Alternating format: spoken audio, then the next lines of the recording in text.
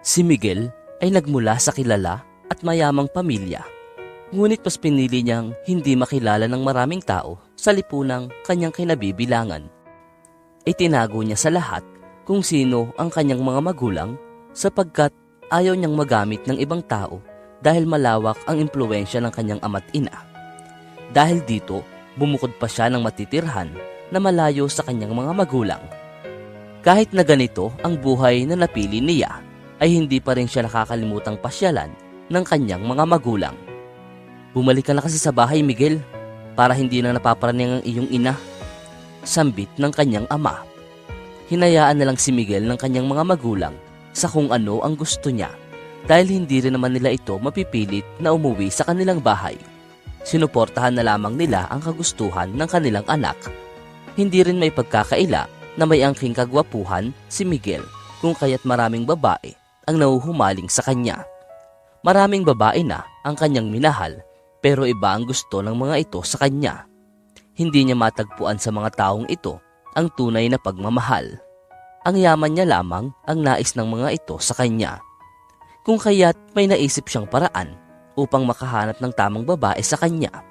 Nagpanggap siyang pulubi sa isang lugar na malayo sa kanyang tirahan upang siguraduhin na walang makakakilala sa kanya. Alam din ng kanyang mga magulang ang plano niyang ito. Tutulman ay hindi naman nila makukumbinsi ang anak na wag nang ituloy ang balak. Nagpaikot-ikot si Miguel sa lansangan. Nagsuot siya ng maruming damit upang hindi siya mapansin na mayaman. Tinitingnan niya kung may mabuting puso ang makakapansin sa kanya. Nagulat siya nang may isang babae ang lumapit sa kanya. Maliban sa kanya ay napansin din niyang binigyan ng babae ng makakain ang isa pang pulubi na naroroon malapit sa kanya. Lumapit ang babae sa kanya. Ayos ka lang ba? Mukha kasing nanghihina ka. Tanong sa kanya ng babaeng ito. Ayos lang naman ako, pero ilang araw na kasi akong hindi kumakain, kaya nakakaramdam na ako ng panghihina.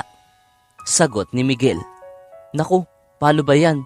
Naibigay ko na sa matanda ang pagkain na daladala ko. Sumama ka na lang sa akin sa tindahang pinapasukan ko. Doon ay maraming pagkain na maaaring makain. Aya sa kanya ng babae. Sige, maraming salamat. Tugon ni Miguel. Binigyan ng babae si Miguel ng makakain. Hindi man sanay si Miguel sa ganitong klase ng pagkain, ay wala siyang nagawa kundi ang kainin ito dahil sa dala na rin ng kanyang pagkagutom. Ayos na ba sa'yo yan? Pasensya na ha, ito lang kasi ang kaya kong ialok sa'yo dahil wala pa rin akong sahod ngayon. Hindi, okay lang. Nagpapasalamat nga ako sa'yo dahil binigyan mo ako ng makakain. Sambit niya sa dalaga. Napakain mo na ako't lahat-lahat. Hindi ko pa nalalaman ang pangalan mo. Dagdag pa niya. Ah, oo nga pala. Nakalimutan kong magpakilala sa'yo. Bianca nga pala ang pangalan ko. Eh ikaw? Miguel naman ang pangalan ko. Bata ka pa naman pero bakit nasa lansangan ka? Usisa ni Bianca sa binata. Dati ay may inuupahan akong bahay. Kaso pinaalis ako dahil hindi ako nakakabayad ng renta. Nawalan din kasi ako ng trabaho kaya ganun ang nangyari. Dahil hindi ako nakakabayad sa bahay ay kinuha ng may-ari ang mga damit ko. Paliwanag ni Miguel kay Bianca. Wala na akong malapitan na ibang kamag-anak. Ang mga magulang ko ay nasa malayong probinsya. Ayaw ko naman silang mag-alala sa akin dahil ako na lang ang inaasahan nila. Kaya hindi ko sinabi sa kanila ang nangyari sa akin. Dagdag pang kwento ni Miguel. Kung maaari sana'y patuloyin mo muna ako sa iyong tirahan. Pangako, magbibigay ako ng bayad kapag nakapaghanap na ako ng mapapasukang trabaho. Walang problema sa akin. May isang kwarto pa namang bakante sa tinutuluyan ko. Pwede naman siguro kayong maghati sa kwarto ng pinsan kong lalaki. Tugon ni Bianca kay Miguel. Lubos ang kasiyahan at pagpapasalamat ni Miguel sa ginawang pagtulong sa kanya ni Bianca. Hindi niya akalain na agad siyang makakatagpo ng isang taong handang tumulong sa kanya kahit na siya ay walang pera. Si Bianca ay nanggaling sa isang malayong probinsya. Pagsasaka lamang ang kanilang ikinabubuhay kasama ang kanyang ama.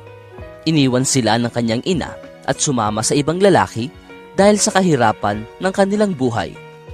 Dahil dito ay nagpasya siyang lisanin ang kanilang probinsya at magtungo sa syudad upang makipagsapalaran sa paghahanap ng magandang trabaho nang sa ganun ay umayos ang buhay nilang mag-ama. Kung ano-anong trabaho ang kanyang pinasok upang makapag-ipon ng pera para sa kanyang ama na nasa probinsya. Maliit lamang ang kanyang tinutuluyan. Kasama niya rito ang pinsan niyang si Jerry na kanyang nilapitan nang pumunta siya sa lugar na iyon. Sa tingin naman niya ay magkakasya sila sa bahay na iyon. Nang makarating si Miguel sa tirahan ni Bianca ay kinausap siya nito.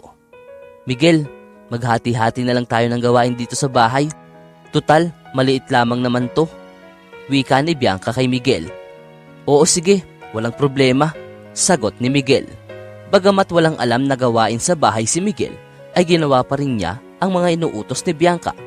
Ayaw niyang malaman nito ang kanyang itinatago. Humanap si Miguel ng trabaho sapagkat ayaw niyang maging pabigat sa dalaga.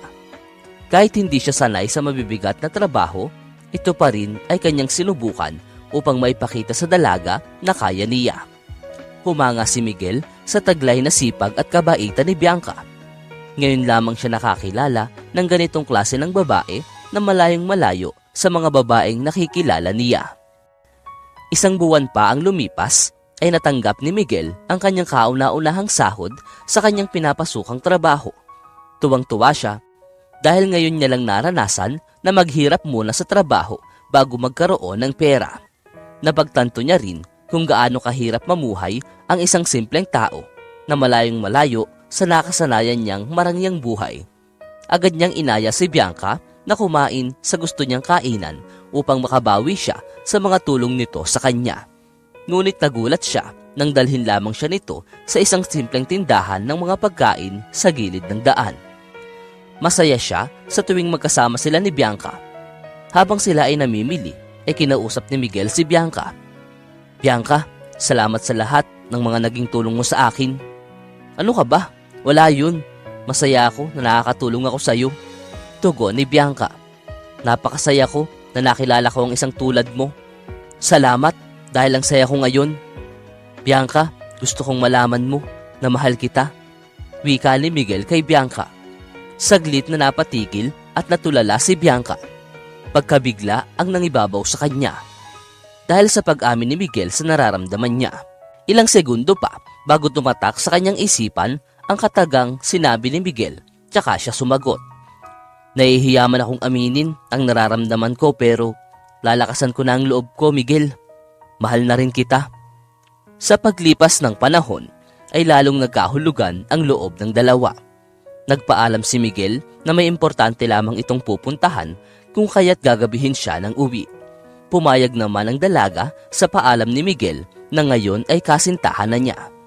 Lingid pa rin sa kaalaman ni Bianca ang tunay na estado sa buhay ni Miguel.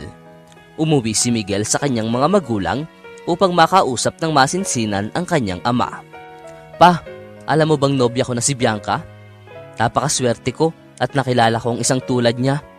Panimula niyang kwento sa kanyang ama. "Dapat ko na bang sabihin sa kanya ang tungkol sa akin? Hindi kaya siya magalit dahil naglihim ako sa kanya?" "Siguro sa una ay maaaring magalit siya. Subalit kung totoong mahal ka niya ay maiintindihan ka niya," sagot ng kanyang ama. Ilang araw pa ang lumipas, pinag-isipang mabuti ni Miguel kung paano ang pag-aming gagawin niya kay Bianca tungkol sa kanyang buhay. Nang makapag-isip si Miguel kung paano niya sasabihin sa dalaga, ay may nangyaring hindi naman niya inaasahan. Pauwi na siya galing sa trabaho at may dala-dala pang bulaklak para kay Bianca. Nang hindi niya napansin ang isang paparating na kotse at sa kasamaang palad ay nabangga siya nito. Agad namang isinugod si Miguel sa ospital ng taong nagmamaneho ng kotseng nakabangga sa kanya. Agad namang tinawagan ng ospital ang kanyang mga magulang upang ipaalam ang aksidenteng nangyari sa binata. Dali-dali namang tinungo ng kanyang magulang ang ospital na pinagdalhan sa kanya. Ngunit hindi nila ito na ipaalam kay Bianca. Ilang araw na natiling walang malay si Miguel kung kaya't hindi niya na ipaalam kay Bianca ang aksidenteng nangyari sa kanya. Habang si Bianca naman ay ilang araw nang nag-aalala kung ano na ang nangyari kay Miguel. Sinubukan niya itong tawagan ngunit hindi ito sumasagot. Sa ilang araw na pananatili ni Miguel sa ospital ay saka lamang siya nagkaroon ng malay. Agad-agad niyang hinanap ang kanyang cellphone para tawagan si Bianca. "Hello, Bianca?" Bungad na wika ni Miguel. "Miguel, ano bang nangyari sa'yo? Ilang araw na akong tumatawag sa'yo, ngunit hindi mo sinasagot. Labis na akong nag-aalala sa'yo." Wika ni Bianca na nag-aalala kay Miguel. "Naaksidente ako habang pauwi sa bahay. Ngayon lamang ako nagising, kaya ngayon lang kita natawagan." Paliwanag ni Miguel sa nobya. Agad na pumunta si Bianca sa ospital. Pagpasok ni Bianca sa kwarto ni Miguel ay nakita niyang may kasama itong ibang tao na hindi niya kilala. Nakita naman ni Miguel ang pagpasok na iyon ni Bianca, kaya tinawag niya ito upang lumapit sa kanila. Dito, naisip ni Miguel na ipaalam na ang kanyang lihim sa kanyang kasintahang si Bianca. "Bianca, halika, umupo ka dito sa tabi ko. Total, nakita mo na sila. May naisa na akong ipagtapat sa'yo." Naglakad palapit si Bianca sa kanyang nobyo. "Anong ibig mong sabihin?" Naguguluhang tanong ni Bianca.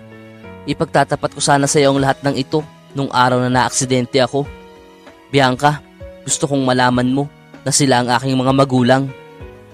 Hindi umiimik si Bianca at pinapakinggan lang niya ang sinasabi ni Miguel. "Gusto ko ring ipaalam sa iyo na hindi ako naghihirap, na walang bahay at walang trabaho. Ginawa ko lamang ang lahat ng ito upang makahanap ng totoong tao na kaya akong tanggapin kung ano ako at hindi kung ano ang mayroon ako." Dagdag pang paliwanag ni Miguel kay Bianca. "Sana ay maintindihan mo ko sa pagsisinungaling ko. Hindi ko intensyon na lokohin ka. Tapat ang hangarin ko sa iyo at talagang mahal kita. Huwag kang mag-alala dahil hindi naman ako galit sa iyo. Dahil kung ano pa man ang buhay mo ay mahal pa rin kita. Nakilala kita bilang ikaw, hindi dahil sa kung ano ang meron ka." Sagot ni Bianca. "Salamat, Bianca. Tingnan nyo, ma, pa, hindi talaga ako nagkamali ng taong mamahalin. Sabi ko na sa inyo eh." Masayang wika ni Miguel. Buong pusong tinanggap ng pamilya ni Miguel si Bianca. Kahit na mataas ang estado ng buhay nila, ay ni minsan hindi sila nang maliit ng kapwa. Lumipas pa ang ilang araw at tuluyan ng gumaling si Miguel. Bumalik na si Miguel sa kanyang normal na buhay at si Bianca naman ay nanatili sa kanilang tirahan. Bagamat alam ni Bianca na hindi talaga naghihirap si Miguel, ay hindi naman ito alam na sobrang yaman pala ng pamilya ng binata. Isang araw ay tinawagan ni Miguel si Bianca para sabihin na nasa labas siya. Agad namang lumabas si Bianca at pinapasok si Miguel. Nang makaupo sila, ay agad namang kinuha ni Miguel ang kaliwang kamay ni Bianca. Nagulat ang dalaga nang maglabas ng singsing ang binata at isinuot ito sa kanya at sinabing, "Bianca, I love you. Will you marry me?" At sumagot naman ang malakas na yes si Bianca. At mula noon ay namuhay sila ng masaya at punong-puno ng pagmamahal.